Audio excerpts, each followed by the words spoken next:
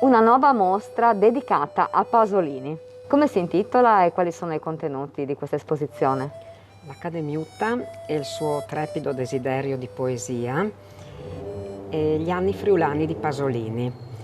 È una mostra particolare perché mette così a disposizione del pubblico per la prima volta in maniera organica e così completa i documenti conservati proprio qui a casa Colussi Pasolini, dove Pasolini visse negli anni dal 41 al 50 con alcune interruzioni e furono anni importantissimi perché scrisse, perché iniziò proprio la sua attività che poi sarà la base di quello che completerà e implementerà negli anni successivi quando lascerà anche Casarsa e il Friuli. Tra i preziosi e importanti documenti sono stati citati i quaderni rossi, ormai diventati rosa perché molti anni sono passati, e la copertina rossa.